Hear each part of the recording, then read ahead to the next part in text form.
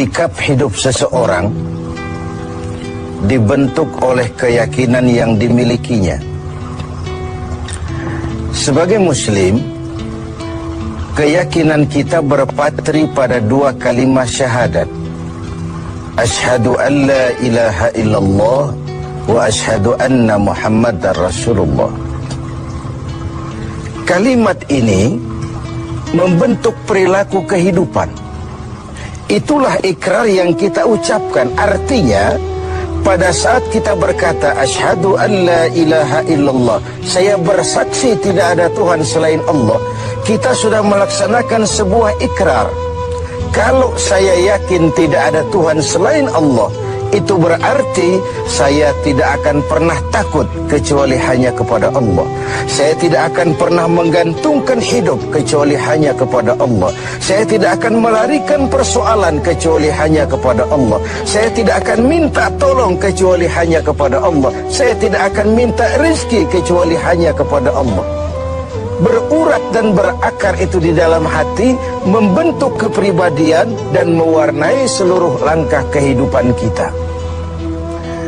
Di zaman kita fasih betul mengucap dua kalimat syahadat. Tahlil pun lancar. Tetapi konsekuensi dari kalimat itu sering kita abaikan. Apalagi kita sedang berhadapan dengan zaman yang serba sulit seperti sekarang ini.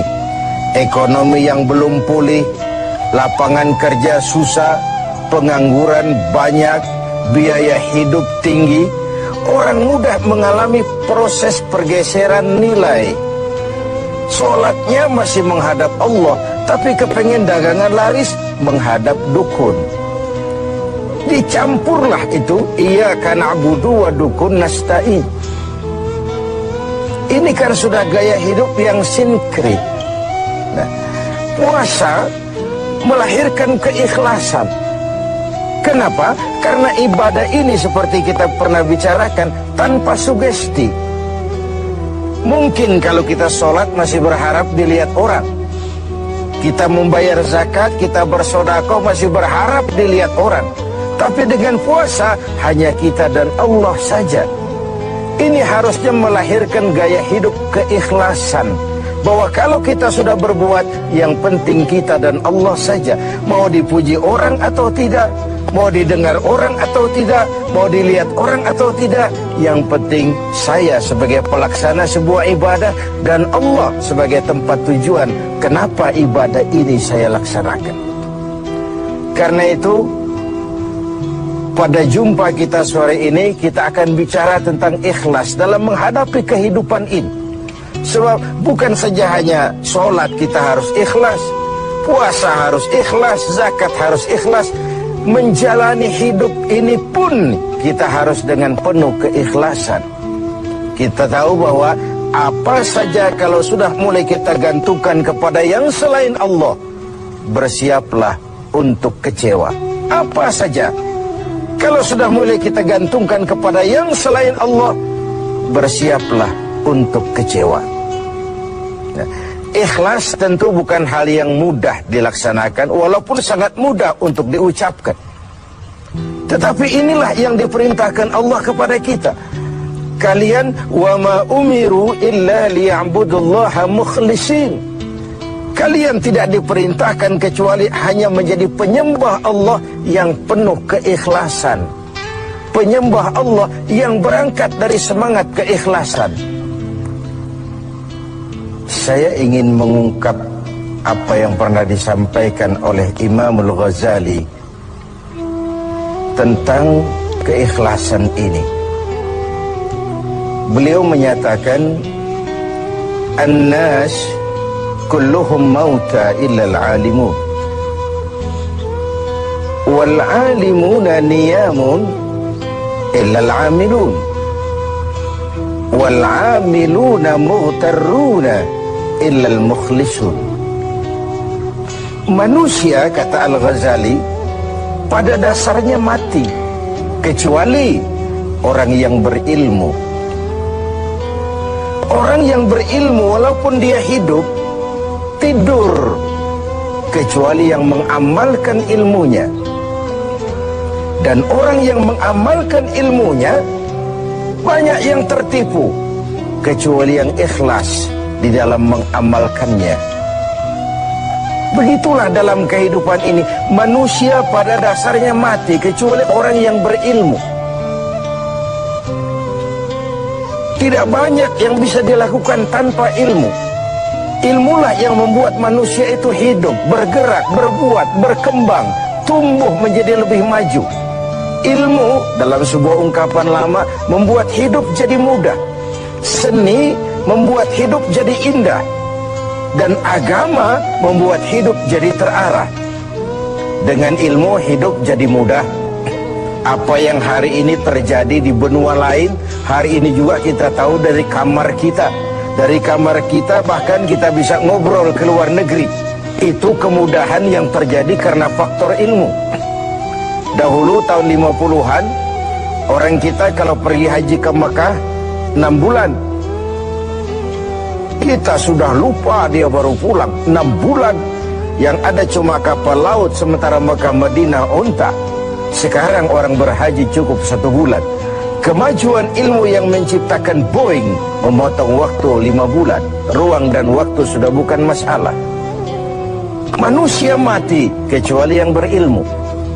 Orang yang berilmu, walaupun dia hidup, tidur, kecuali yang mengamalkan ilmunya itu. Nah, orang yang mengamalkan ilmunya banyak yang tertipu. Merasa sudah banyak karyanya, sudah banyak ibadahnya, sudah banyak kebaikannya. Mereka banyak yang tertipu, illal mukhlisun, kecuali yang ikhlas di dalam mengamalkan ilmunya itu. Ikhlas itulah roh dari amal yang kita kerjakan. Amal tanpa ikhlas, jasad tanpa roh, mati nilai amal kita. Nah, dan iblis itu luar biasa. Sehingga Nabi katakan, iblis masuk ke tubuhmu, menggodamu melalui saluran darahmu. Persempit jalan masuk iblis ke tubuhmu. Sahabat bertanya, dengan apa ya Rasul? Dengan zikir dan lapar. Saya ingin mengulangi hadis ini. Iblis masuk ke tubuhmu, menggodamu melalui saluran darahmu. Persempit saluran masuk iblis ke tubuhmu.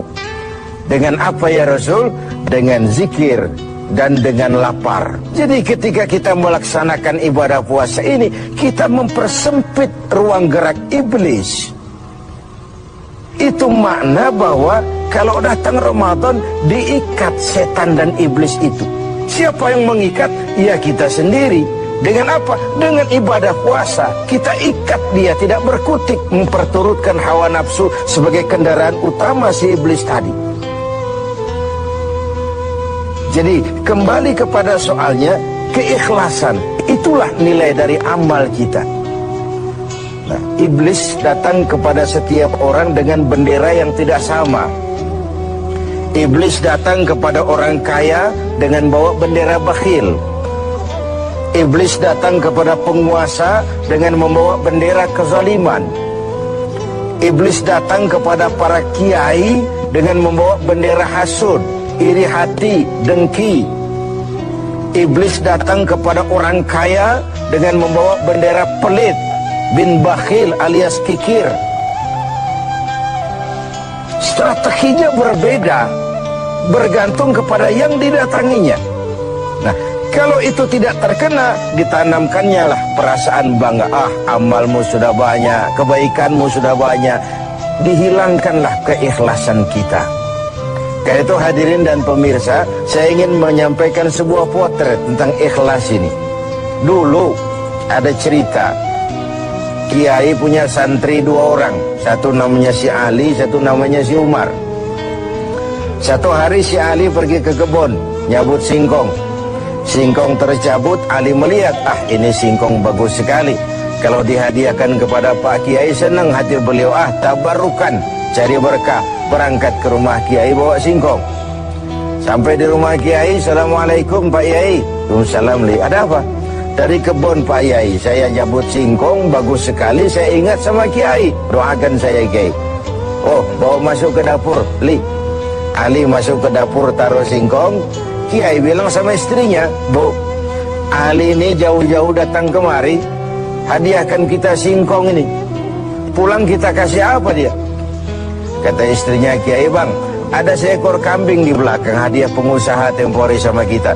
Daripada di sini ndak pada yang merawat, kan lebih baik dikasihkan si Ali. Siapa tahu dia pelihara berkembang biak jadi banyak nantinya. Jadilah itu.